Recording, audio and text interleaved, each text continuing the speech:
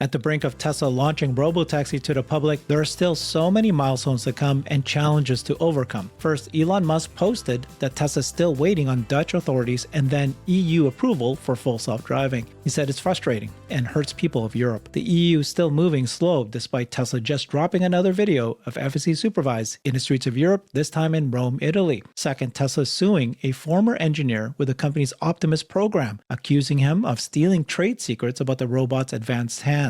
Jay Lee then formed his own company within a week of leaving. Third, when asked about licensing of full self-driving, Elon Musk pointed out that automakers keep being told this isn't real or that just buying NVIDIA hardware will solve it. We'll explore this further. And finally, we have Congress proposing an EV tax imposing a $250 annual fee for electric cars. What a really boneheaded move this would be. We've got Larry Goldberg here with us. We're going to ask him how to solve all of these challenges and what's to come. Lots of milestones already achieved. We're here, but there's all these things that are still milestones yet to achieve. Welcome, Larry. Thank you. Great to be here, Herbert. Europe approval for FSD. We're waiting on it. And this is proof here that Elon also is a little frustrated with this. He said waiting for Dutch authorities and then the EU to approve. Very frustrating. Hurts the safety of people in Europe, as driving with advanced autopilot results in 4 times fewer injuries. Please ask your governing authorities to accelerate making Tesla safer in Europe. He was replying to this guy who said, it's ridiculous how they have robotaxis in Austin without any driver, yet my Tesla here in Sweden is not even allowed to change lanes on the highway without me confirming when the turns. Like, no. They're so backwards there still. You know, I drove we spent 3 months in Europe 2 years ago this summer, and I had a Tesla all 3 months, and it was very, very frustrating. I mean, it's really hard to move from a full self-driving car to a non-full self-driving car. It's very hard. Once you're used to it, it changes how you see driving. So I can't imagine the frustration of people in Europe when they see what's happening in Austin, what's about to happen. China. It's just crazy. It's just crazy. In China, as I've said before, the cost of having a full-time driver is so low that a lot of people have their own full-time driver. That's true in India as well.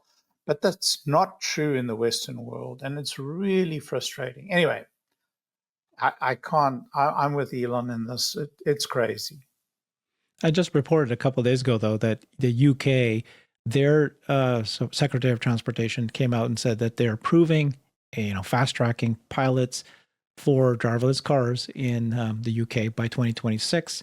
Uber then announced right after that they will have a pilot there as well. So it's looking like there's some movement, maybe 2026, maybe 2027. But I think for us here for Tesla FSD, I think there was some signals, right? Because remember that they had their milestone saying that we think we'll get a European approval second quarter of this year, and I think that it didn't happen, and so they right. Well, Norway have got a test ongoing.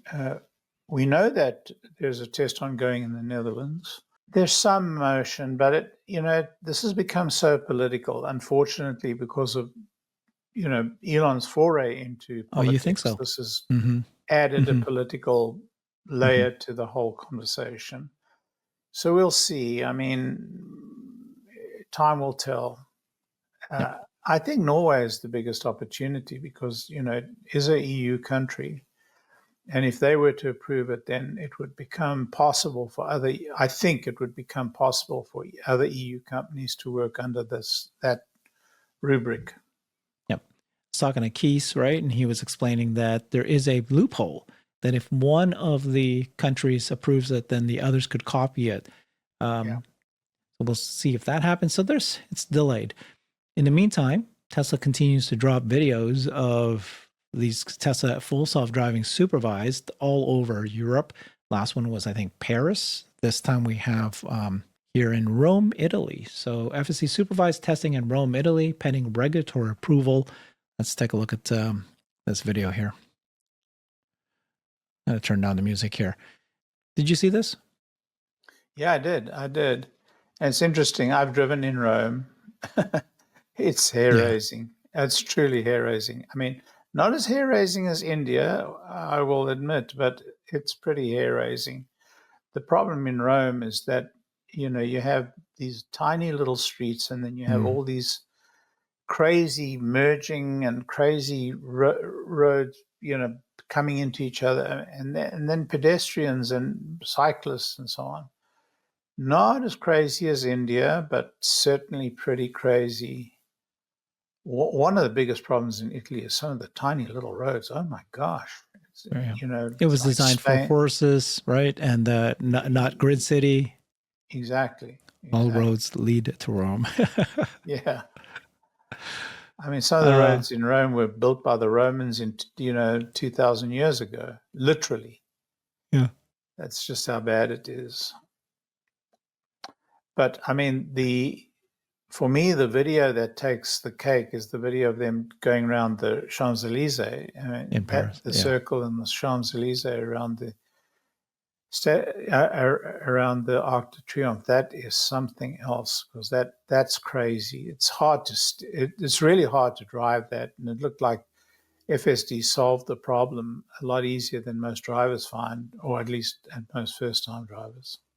Yeah. Okay. Well, I mean, the point again is we're waiting for regulatory approval, but here we have Tesla FSD supervised approved in the US, Canada, Mexico, Puerto Rico, China, and then we're waiting for Europe. There's signs that it's going to be launched in South Korea, in Australia. China is still a test. It hasn't been approved yet for general release. Is that correct? I think it's been approved. No, it's been approved. They can't be doing it if it wasn't approved. My understanding. They're able to offer and sell FSD supervised. What they haven't sold, yeah, no, they're doing it already. Yeah, even the monthlies. Yeah. Okay. So, and so the point, though, I just obviously want to repeat is that Tesla FSD can operate in pretty well any city, any country, any situation without having to pre-map it or have any major preparations ahead of time. They probably still want to perfect it, but theoretically, drop it anywhere. It can go left-hand drive, mountainous areas, farms, whatever. So that is still something we're waiting for, is Europe approval. And then the next story here is Tesla suing this engineer who used to work at the Optimus program because of allegedly theft of robotic trade secrets. This is the Bloomberg article here. This former engineer used to work at the Optimus program. His name is Jay Lee. He worked at Tesla from 2022 to 2024. So very recent. Last year he left. He was part of the guy in charge of the advanced, or part of the team that was working on the advanced robotic hand sensors, which is, as far as Tesla's concerned, right, that would be one of the most important kind of secrets that they want to keep, because every time we talk about this, right, the hands is the most important part of a robot, of course, the brain, but, being able to do things, manipulation of tasks, and is more critical than, let's say, the legs. And he was entrusted with some of the most sensitive technical data in the program. And this is kind of the damning part of this, is that less than a week after he left Tesla, he incorporated this company called Perception, just a week after. So clearly, and within just 5 months, Perception publicly claimed to have successfully built advanced humanoid robotic hands that bear striking resemblance to designs Lee worked on at Tesla. So pretty clear that this is, he stole this. I mean, this is happening. Good. Yeah, it's going to happen all the time. What's your thoughts about this, Larry? Doesn't look good. In my experience, people who steal technology don't end up in a good place. So I would just, this is the constant threat that Tesla faces on so many fronts. But, I suspect they'll take very strong action. It doesn't lolook good. It doesn't look good for. Yep. I mean, they have to go hard on him. And I don't. Do you think this is right? Because I was just thinking about this. I'm not really fully have true conviction on this, but the hands, the humanoid hands, it's so valuable the humanoid market is so massive. It's like the largest market there is. Yeah. And if he forms his company and he sells this technology, it is going to be so lucrative for him that maybe he already built in and says, yeah, okay, I'm going to get sued. I just part and parcel of what I'm going to have to pay out. But the tremendous opportunity is so much bigger. I'm going to go ahead and do this. His business can be closed down. He could be stopped from selling this at all. I hope so. Yeah. I hope so. That's normally the remedy that the court would, if the court finds he's stolen it, the court will stop him from selling it. I hope so. Yeah, apparently it's even more damning because they say that he actually downloaded it to his phone files 2 weeks before he announces departure. So pretty clear. Yeah. Well, hopefully they shut him down quickly. This is trade secrets, but it might be too late already anyways. This is already out. He's got it. Customers might already have it, you know. Well, he's not going to share the technical details with the customers, right? Never know. So before we talk about the third issue, the challenge is Elon talked about the licensing of full self-driving and how automakers are thinking about that. But before we do that, I just want to share this. I don't know if you saw this, that, we've seen one or two. We've seen one Robotaxi driving around, and we'll see more. I see two actually. One during the daytime, and then we saw one at nighttime. We're probably seeing more, but the one that we spotted, that was Robotaxi 6EU958. That was spotted on April 3rd, 2026, testing at the Gigafactory with around 20 other cars. So these are all the other cars with their license plates. And these were the ones that are driving around in the Giga Texas. And now we've got that one driving around in Austin. So we might start seeing more and more of these cars out there. It's going to be pretty quick how quickly we start seeing these guys out there. And then I liked what AJ talked about here too. He said, the day that first Tesla Robotaxi started roaming around, this Tesla stock was $320. I just post this here as a historic marker. Things will get wild over the next 5 years. Maybe come back to this post a couple times later to remind us, isn't it weird that the stock is still at 320 at this historic day? You have thoughts on that? Look, the stock price is quite meaningless. Anybody who tracks the stock price from day to day is really spending a lot of time, wasting a lot of time, because the stock price is a guesstimate. I mean, we saw in a previous program a bunch of analysts trying to come up whether the stock is too high or too low. Right now, it's a random walk in my judgment, affected by, sentiment from day to day on Elon Musk, on Donald Trump, on a whole lot of vagaries. The reality is that the stock is extraordinarily undervalued if what the company has laid out comes to pass. If the company is wrong and this technology doesn't work and they fail in their vision with the full self-driving and with Optimus and their vision of embedded AI, the stock is grossly overvalued. Take your choice. Pick a side. That's it. What gives you your conviction? Because I'm about to share what Elon said about what automakers are saying, and they're like, they just don't believe it. They don't think it's real. I watched Elon's. I gauge the situation based upon Elon's track record. He told us he was going to land, orbital boosters. He was going to bring them back to land and reuse them. And the great genius of the time, the guy who ran ULA, the guy who still runs ULA, said, it's not going to pay off. It doesn't work. Here are the calculations. I've calculated out. You'd have to use the booster 10 times to make it pay. Really? How about 40 times?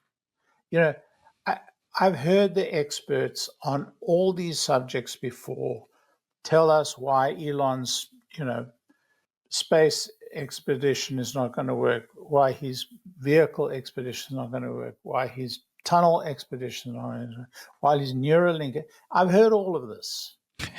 Yeah. I'm looking at the man's track record. He says this and he does that. Now, he himself will tell you sometimes I'm a little late, sometimes I'm very late. But despite that, I always achieve my goals, and he's right. Yeah, that's right. So Yeah. the track record is what gives me, confidence. And of course, you use the product as well, and you study it as well, and you get very close to it. Let's talk about automakers and whether or not they're going to license FSD.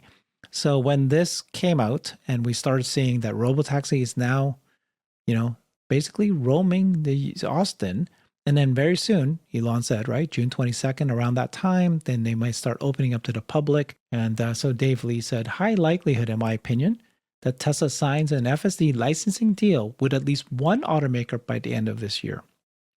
Will likely take a couple years for the automaker to actually integrate FSD hardware and sell the cars, but I think the announcement will be a surprise to most observers and analysts because this will be a new line of business for Tesla, and not many people are expecting it to be announced so soon. The Austin Robotaxi launch could be a catalyst that gives other automakers the confidence to ink an FSD license deal. I think that makes a lot of sense, right? Like they're waiting for this to be real. But, this post or reply by Elon, though, sounded pretty negative. He said the automakers keep being told that this isn't real or that just buying some hardware from NVIDIA will solve it. I want you to address that because you know that quite well. As Tesla Robotaxi become widespread and their other solutions don't work, they will naturally turn to us. It almost sounds like, yeah, they still don't believe it's real. They're going to try it on their own still. And so that has to fail before they even, really sign a deal with us. There's a lot there, a huge amount there. So as to incorporating NVIDIA and the NVIDIA software, which is quite important because NVIDIA's done a lot of work on the software. Firstly, I will tell you it's significantly more expensive. I think an order of magnitude more expensive, but I could be exaggerating that now. They may have brought down the price than the Tesla inference chip, which is called AI4, and they have an AI5 coming soon, and not as functional. Having said that,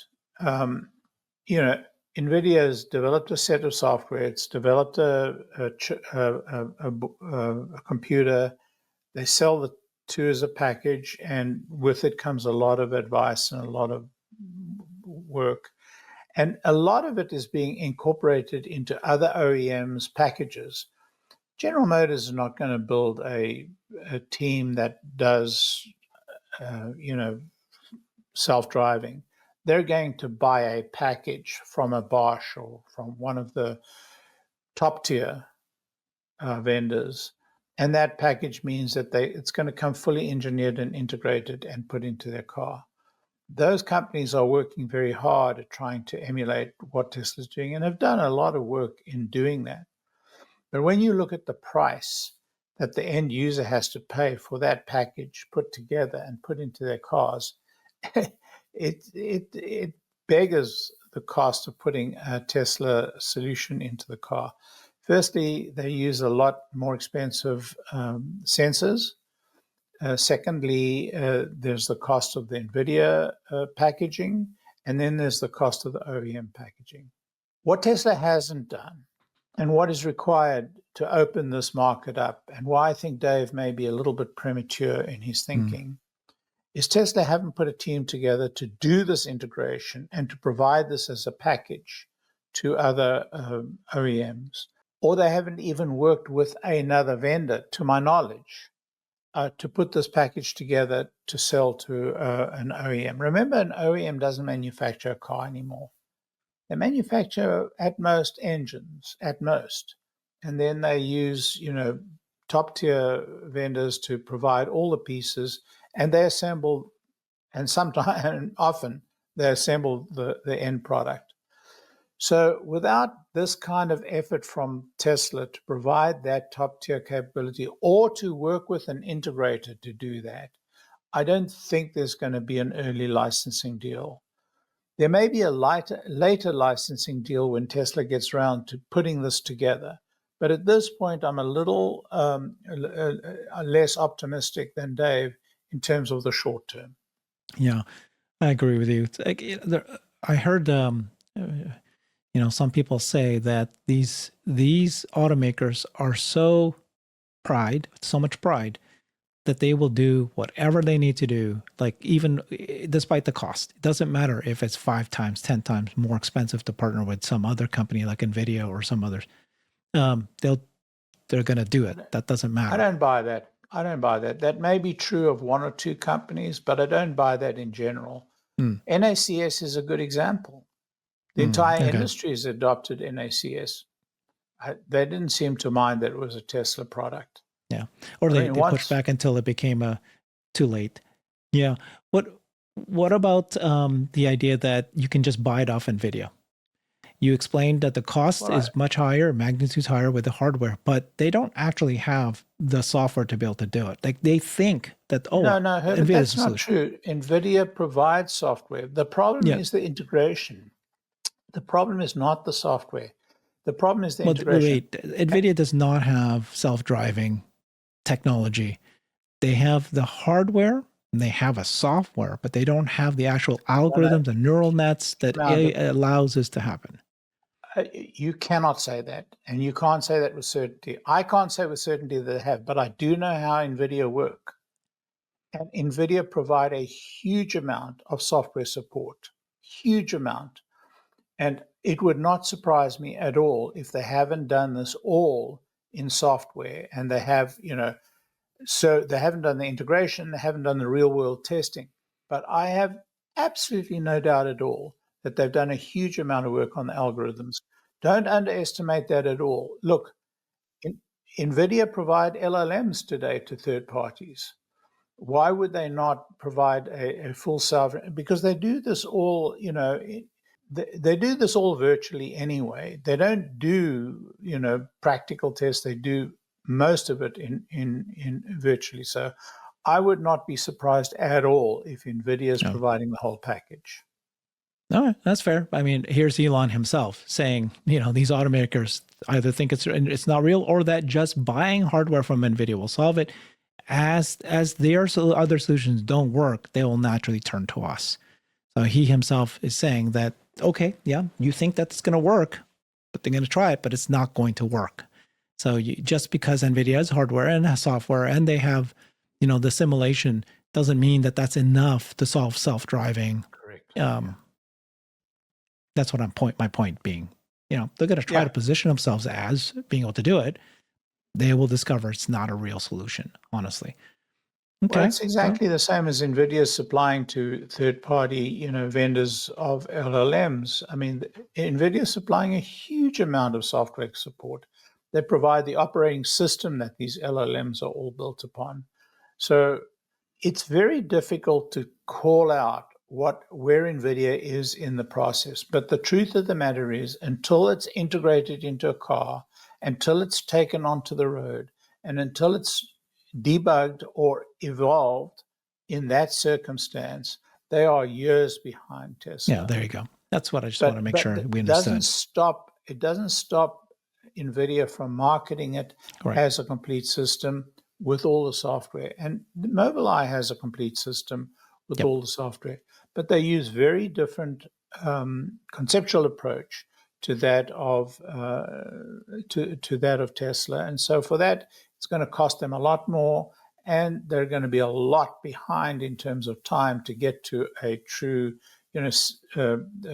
inexpensive sensor suite that can compete with Tesla. I think it's also timing, right? So whenever you hear somebody say every car company will have autonomy, yes, you're right. Yes, that is absolutely correct. But when? And let's say it's 3 years. At what cost? And at what cost? Let's say it's 3 years. Let's say it's 5 years. Where would Tesla be by that point? What would the consumer be expecting at that point? Which kind of cars would consumers be wanting to buy at that point? And so if Tesla can continue to expand this fast, and they have the potential because every single car they make is capable of doing this, and then they just keep growing. By the time any of these guys even get off, the first car out, will be 3 to 5 years from now. Well, we need to be a bit analytical about each of these claims, but the one area you haven't made a claim, which is probably the most important, is the cost of the vehicle. Mm-hmm. The key revolutionary moment is when the cybercab actually takes the road. When the cybercab takes the road, you have, a custom-built vehicle for a for a particular use case, which is probably the 80% use case of FSD. And that vehicle is going to change everything, because it's going to be less than a half of the cost of much less than a half, but at least less than a half of the price. And secondly, it's going to be much more appropriate, much more serviceable, much lower cost to operate. It's going to be very difficult to compete with that. So when you talk about automakers, you're talking about probably providing the use case for an end user. I'm talking about the use case for a robotaxi. And the because I was going to ask you that, Larry. I mean, if that's the comparison, then why would Ford license Tesla's FSD, put it in their cars, and even if they did, they won't have a Cybercab, and the Cybercab is much cheaper. So it doesn't matter if they did it or not. Well, if they did license it, they would be able to engineer a car more appropriate for. Then they need to start that process, which is creating a robotaxi first vehicle. Yeah, correct. But it's all a matter of timing, because Tesla probably has a 3 to 5 year leap on most other companies. 3 to 5 year lead. Even if it's a 2 year, it depends on how quickly they can roll out this service. Because remember, Uber already controls a very large market. It's a small market compared to the potential TAM for what we have, but it already controls that market. But is Uber going to become the Sony, of VHS? Are they going to be the Betamax to Tesla's VHS? That's an open question, but it's I think it's an appropriate question to ask. It's an appropriate question to ask, not a question for me. Uber's not around. Not going to be around. It's gone. Well, that's the point about the comparison. That's the point about the comparison. Betamax is gone. Sony Betamax is gone. Yeah, that's the whole point. It's not iPhone, Android. It's Betamax is gone. Yeah. Okay. One last one. I think we can go through this one really quickly, but it's a boneheaded move. I think personally, Congress is proposing an EV tax, $250 annual fee for electric cars. Republican Senator Bernie Moreno called for boosting the proposed yearly fee to $500 for EVs and $250 for plug-in hybrids. Boy, I mean, this would mean consumers would pay anywhere from 3 to 7 times as much as owners of similar gas-powered vehicles in federal gas taxes. Moreno worked at General Motors. Vested interest in keeping EV sales low through business affiliations. So I mean, it's just, again, I don't think it's going to slow anything down. It's slow. The U.S.'s adoption of EV is already slower than the rest of the world. But I keep pointing out, this is such a boneheaded move, because you're not competing against gas cars, you're competing against the world. And China has smart cars, and they're investing in it and incentivizing it. And here we are. Let's keep giving, let's tax smartphones, and let's make sure that these dumb phones get a chance to succeed. So, yeah, I mean, whatever. Look, there's an argument to be made for taxing electric cars to recover the cost of road repairs. But here's the reality: the U.S. government is supposed to have this fund to maintain the highways. That fund has been used for so many other purposes that it's become, it's a corruption of the original purpose. And so the point of it has been lost. And if you're going to tax electric cars because you're not getting the gas tax from them, then you need to make it appropriately equivalent. I think the equivalence is somewhere, I've read, between the $30 and $50 a year mark. Fair enough. Put that towards the road tax, but use that money to repair the roads. They're not doing it at the moment. Good points. Great conversation, great insights, great points, Larry. Appreciate you so much. Follow Larry on his X account at Tesla Larry. We'll see you again soon. Thanks, everybody. Bye-bye. I've created a website that is the most comprehensive resource for the Tesla investor. Please check it out. Simply go to my website at herbertong.com.